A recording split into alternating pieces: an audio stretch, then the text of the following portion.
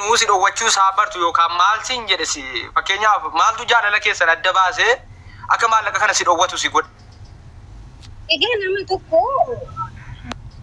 yeroo taasiftu jijjiirama irratti argita. Ani jijjiirama hedduun irratti argee bilbila faa cufatee baduu yeroo naan itti bilbila kaasuu dhiisuu maaliif bilbila ittiin kaafne yeroo jiru hojii korra na dhokkitaa waan akkasii waan jira miti haamilee wayii cabsan akshiniin narratti agarsiisu ananaa galti gaa haga taate durallee jaalana yaa gowwoomfamu malee jechuudha.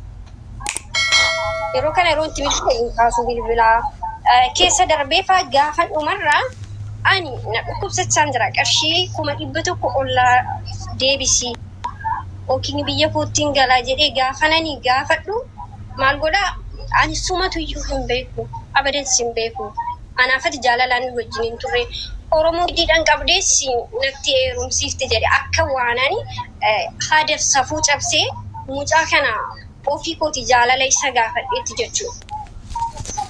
Arras ta'e borus ta'e warroonni akkasitti yaaddanii isini barnoota taafin dubbadhaan isinii galaa gara barbaadanitti hiikkachuu dandeessu.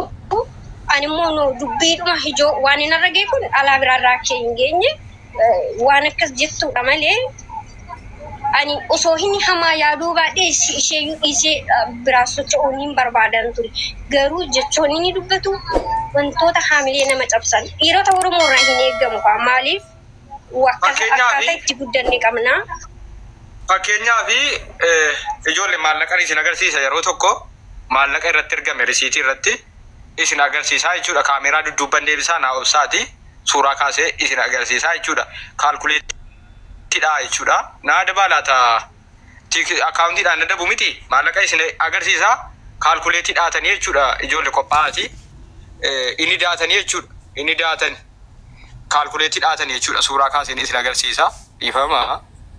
Al takka dhiifama. Hundi keessa koppiliin godha. Argaa jirtu miti? Birrii 82,000 fi 890 maqaa isaa ilaaluu dandeessanii dhaabaa caalaa. Ilaala birrii 82,000 fi 890. Okay, ol harkifnaa jechuudha. Birrii 41,000 fi argaa jirtu miti? Birrii 41,000 fi 100 fi 44 koppiliin godha ijoollee. 44 argaa jirtu miti? Dhaabaa caalaa jedha maqaan argaa jirtu yoo ta'e. Okay, ol harkifnaa jechuudha. Ol harkifna. Birrii 40,000 fi birrii 95 argaa jirtu miti? Koppiliin godha sirriitti. 40,000 fi birrii 95. Okay. Birrii 31,000 fi 600 fi 44 maquma isaati argaa jirtu miti? Dhaabaa caalaadha jechuudha. Sinii galee. Birrii 30,000 fi 500 fi 25 maquma isaati argaa jirtu miti? Dhaabaa caalaadha jechuudha. Sinii galee kunoo birrii 22,000 fi 900 fi 50 maquma isaati jechuudha. Koppiliin godha. Kunoo birrii 20,000 fi birrii 20 qofa kun. Birrii 20 qofa jechuudha kun. Birrii 31,000 fi 600 fi argaa jirtu miti kunoo. Birrii 31,000 fi 600 fi 44 argaa jirtu miti? Birrii 16,000 fi maquma isaati jechuudha. Koppiliin godha. Birrii 16,000 fi 300 fi 20 sinii galee. Kun birrii 60,000 jedhan irra hin dukkaneessee waan birrii 60,000 ta'eef kun asitti xiqqeeffamee jira. Risiitii irraa kaccite ifatirra bu'ee jechuudha. Asitti sinii galee ifatirra bu'e 60,000dha. Kun asitti xiqqaatee citee jira jechuudha. Fiddeen 60,000dha jechuudha. Sinii galee birrii 60,000 jechuudha kun. Argaa jirtu miti? Kana hunda kaalkuleetii naa godha jechuudha. Kaalkuleetii naa godha al takka. Isa kanaa fi kabajamtoota hordoftoota keenya egaa koppiliin godhaati booda herreega isaa kaalkuleetii godha laalaan kaalkuleetii godhee ilaaleera. Naannoo birrii 300 fi nama dhufanii keessaan natti matantu jiru. Namanni raqee jennaan ofirraa geggeessite kan biraa tokkotu jirti fiduu danda'a immoo gastii kan. Sinii galee.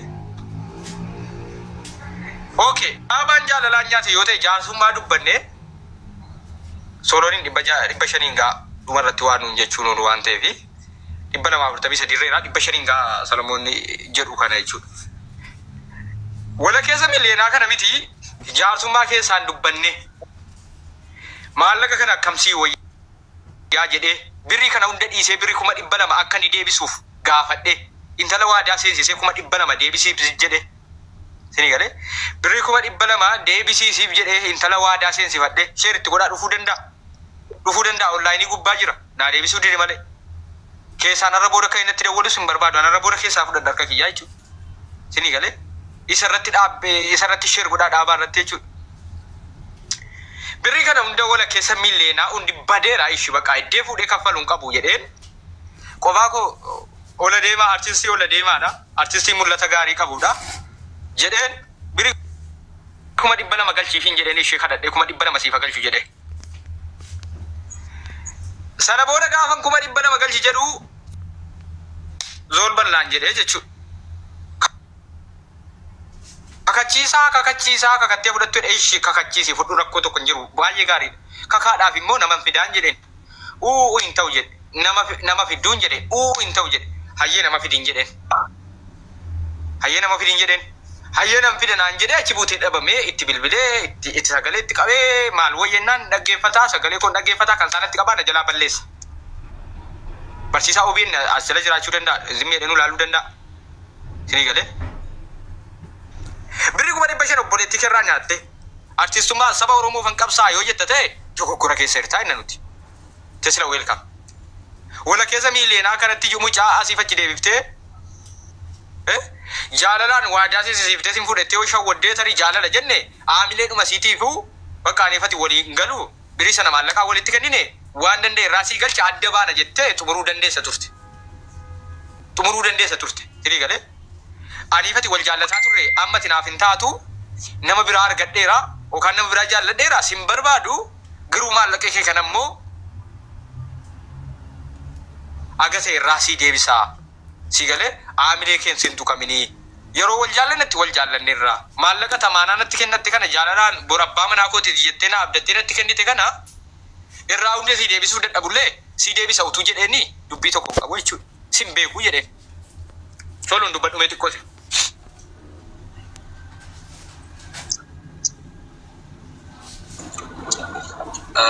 Ashi guys, duraan dursee hundi keessan akkam jirtanii bakkuma jirtanitti nagaan siniif haa baay'atu.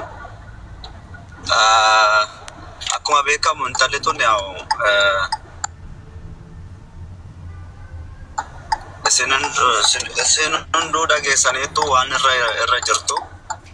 Ani kanan jedhaaru intalli tun dhukkubsatteetti baay'ee jechuudha. Hin kuftii ina zooraanii akka malee ishii mataan siisii naannessee kuffisaa.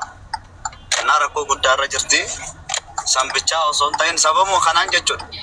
Kanaan dura akkuma beekamu argitaniittu laayifii irra galleet barsiisaan faan Mubaarakiin dabalatee warri baay'een laayifii kanarraa bahaatii keessaan nu dubbisaa WhatsApp irra nutti haasaa jedhanii bakka namni